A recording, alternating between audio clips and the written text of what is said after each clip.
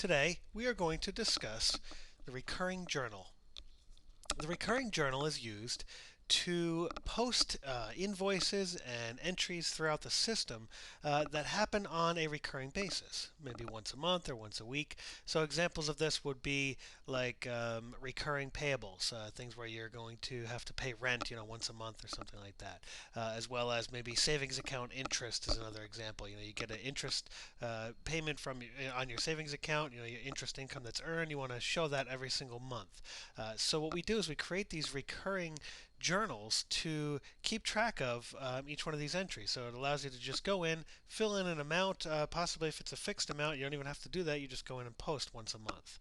Let's take a look at the recurring journal and we'll review over all of the fields. If we go out to the financial management menu button, and then we select general ledger and we choose periodic activities, here we have a choice for recurring journals. Let's go ahead and select that. And let's take a look at some of the batches that we've set up in this sample company.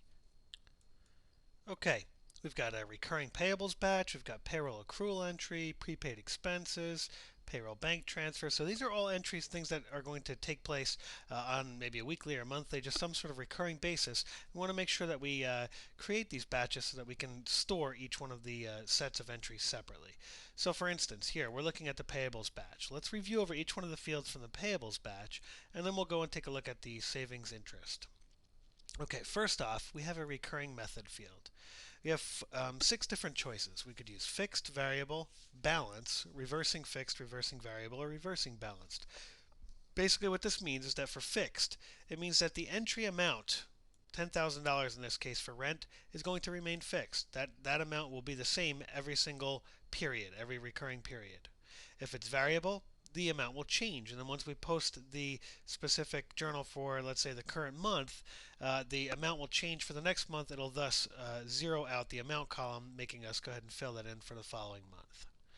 If it is a balance, it means that the posted amount on the account on this specific line will be allocated among the accounts specified for that line in the general journal allocation table. So basically, if I chose balance, I can actually go down to my line button, and choose allocations from here, and then I could specify which accounts I want to allocate this to. An example of using that would be, let's say you were creating a recurring entry for an insurance payment that you had to make, and that insurance payment you wanted to allocate over multiple different departments or locations, like your Hartford versus your Boston and your Chicago office. So you wanted to allocate that one amount over multiple different accounts. Well, you could do that by choosing balance and then specifying the allocation, how much is supposed to be allocated to each one of those. And then, of course, you have reversing fixed, reversing variable, and reversing balance. And that's all 3 of those is just basically tells the system, you know what, I'm going to reverse out that entry the following day. So if I create a reversing entry, let's say for an example, deferred rental revenue. Let's say I posted a recurring journal for deferred rental revenue, even though we have a great report that fills out the journal for you. Just as a hypothetical example, if I posted a deferred entry, let's say I deferred some revenue out of my account as of the end of a period, out of my rental revenue account, put it into a balance sheet account. Well, what happens is then the following day it just reverses that transaction out if I chose reversing fixed, variable, or balance. So use the same criteria as the fixed, variable, or balance. It just creates a reversing entry the following day. Okay, now we have recurring frequency. Here we're using a date formula. We've got 1M. We're saying this is happening once a month. So 1M means it's happening every 1 month based on the posting date. So for this entry, as of 12/1/04, once we post this, what will happen is it'll push the posting date ahead 1 month. It'll push it up to January 1st of '05. So it takes the same first day of the month because we've chosen 1M. You could certainly have a recurring frequency of 1 week. You could have it of 1 year, 1 quarter. You could set it to 30D for 30 days, anything you want as far as the date formula goes. Okay, for this we need to specify a posting date. What is the posting date that this is going to occur? I said 12/1 to start. Once we post this, it'll actually push it up to January 1st of the following year. The document type in this particular scenario can be any one of the following: payment, invoice, credit memo, finance charge memo, reminder, or refund. For this example, we are doing an invoice. We're creating an invoice from a specific vendor. Okay, now In this particular scenario, for these two lines that we're creating here, we're choosing invoice because we want to create an invoice to the vendor's ledger entry so that we can pull that into our payables run to be able to turn around and pay that invoice to the vendor, or make a payment to them for that invoice. Now, in the document number field, this is important. We've got, if you notice, it looks like some code here, RNT-BOS, which stands for rent for Boston. And then it has a %3 with a -04. Now, what does that mean? Well, let's take a look at the help topic on this because this will give us some information. I pressed F1 in that field, and here it defines for us what the codes are. Okay, we've got codes specified as %1, 2, 3, 4, and 5. %1 means it's going to read the current day, like Monday. %2 is current week, for example, the week number, like 52 or 51 and so forth. Current month number is %3, so if I minimize this for a second, we take a look at this. We had RNT-BOS for Boston, %3. So it's going to read the current month number. What it does, it looks to the posting date of this recurring journal and says, okay, what is the month of the posting date? It's December, so this will end up reading RNT-BOS-12-04 when we post it. Then the following month, on January 1st of 04, it'll read 1-04 and so on. So by putting in these percent or these codes, it allows you your document number to change dynamically on a month by month or period by period basis without you having to go back in and refill in that information. I think it's a great feature. Just to finish here, %4 is the current month name. It would actually read January. And %5 is the current accounting period name. For example, January in this case as well. If you had a different accounting period than a calendar year, it would work that way. So when we take a look at this, just to skip over these two fields for a second, we put in a description here of rent-building, and then we had %4. So that'll actually read in the description rent building December, the word December, and 2004, because %4 gives you the current month name. Okay, now our account type for the first line is that we are debiting our rent expense account, okay, which is GL account 63100. If we take a look at that, that's our rent building account. Now, so we're debiting for $10,000, and then our next line, which is our balancing line, we've got the same recurring method, all the same information all the way across, except for we chose an account type of vendor. We want to create an invoice to the vendor, and it's vendor number 10020, which happens to be Sterling Property Management. And we're creating the same description there, and this time we're crediting the vendor for that amount. One final field here, we have the expiration date. In the expiration date field, you can specify if this is supposed to end after a certain period of time. Let's say you were paying rent and it gets adjusted on a yearly basis. Well, I could say, all right, for the year 2004, I could put the expiration date at 12/31/04, and then at that time I'll need to make changes to that journal entry. Okay, so just to review again real quick over the next line, we've got all the same information, 12/1/04, it's an invoice. Now we're doing rent Chicago with %304, which basically means it'll read RNT-CH-12-04 and then rent building December 2004. We're posting to the same GL account, same vendor in this case.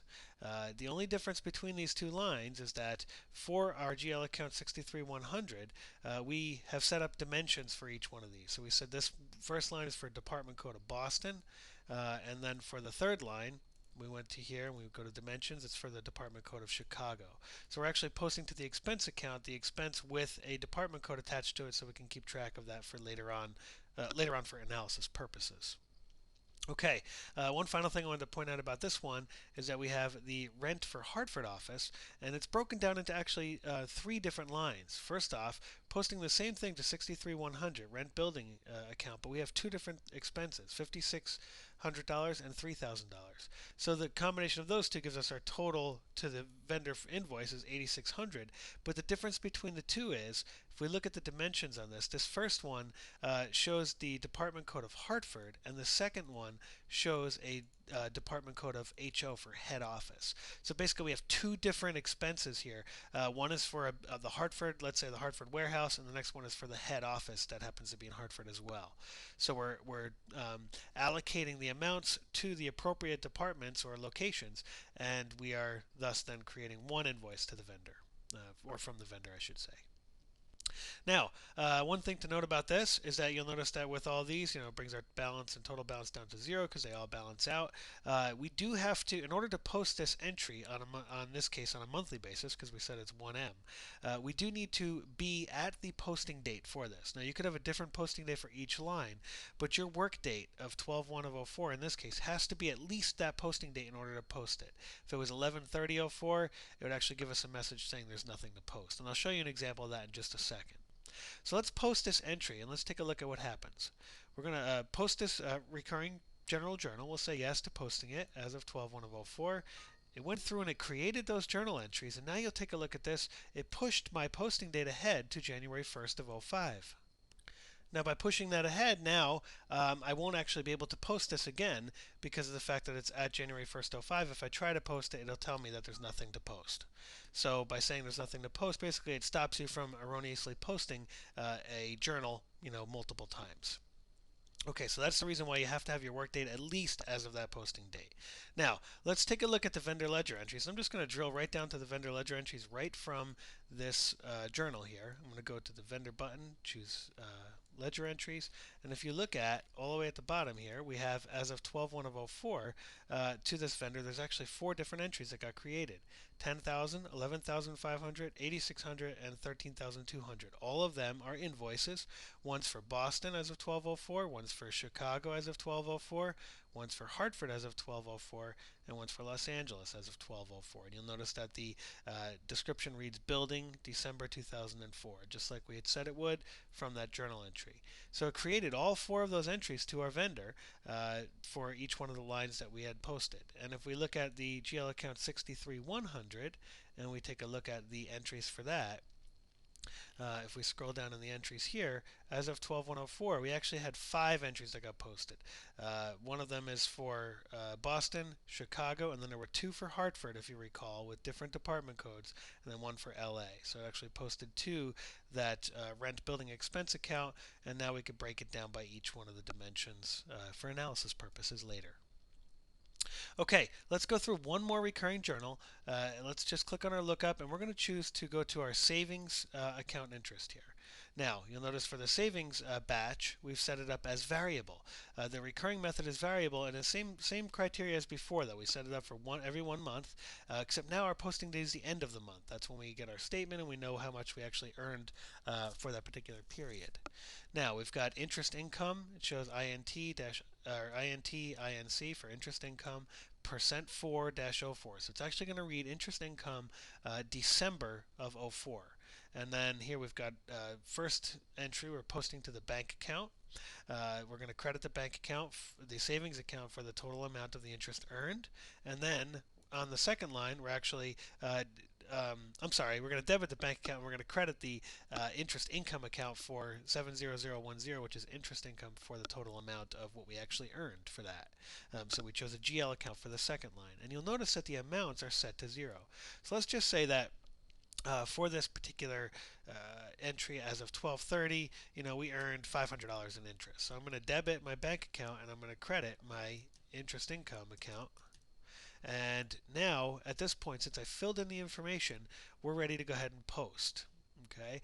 Now, we've got our posting date as 12/30, and you'll notice my posting date's only 12/1. So, of course, it's not going to let me post because I'm not at that date. So I'm just going to push my work date ahead real quick to 12/30/04, just for the sake of this example. And we're going to assume that 30 days went by real fast at the snap of a finger there. So now, let's go ahead and post this. Go down to the posting button and I'll choose post, and now what will happen is it'll actually post to our bank account for that total amount of $500, and it credits our interest income account for the $500. And now you'll notice that the amounts got brought down to 0, and our posting day pushed ahead to January 30th. That is because this is a variable account, so it brought our amount down to 0 because we need to enter that in once a month. We need to tell it how much money we actually made, or how much interest we actually earned for that particular period. And then, of course, the 1 month is what drives this posting date of 1/30. One final thing to note about this, I'm just going to push my work date ahead as of 01/30/05 so that you can see something real quick. Pretend that we've got it January 30th and the posting date is January 30th, but our amounts are set to 0. It's actually not going to let me post It'll tell me that amount must not be 0 in this general journal template recurring, batch name savings line number 10,000, which is actually line number 1. So if there is a $0 entry in this journal, it's not going to let you post that. So just want to point that out real quick. But I do want to show you in our savings account, if we go to the ledger entries for that savings account, it now shows as of 12/30 the $500 of interest interest income that was posted to it. And then if I go out to my interest income account right from here and go to the ledger entries for that, it's going to show that as of 12/30 we had the interest income for December of '04 for $500. So it shows that as revenue. Okay, so that's how you can use the recurring journal to make recurring entries a lot easier for you. You can set up as many different as you like. You can use fixed, variable, balancing, and then reversing for all three. It's a very powerful tool in the system, and I think it'll save you a lot of time. This concludes the video on the recurring general journal.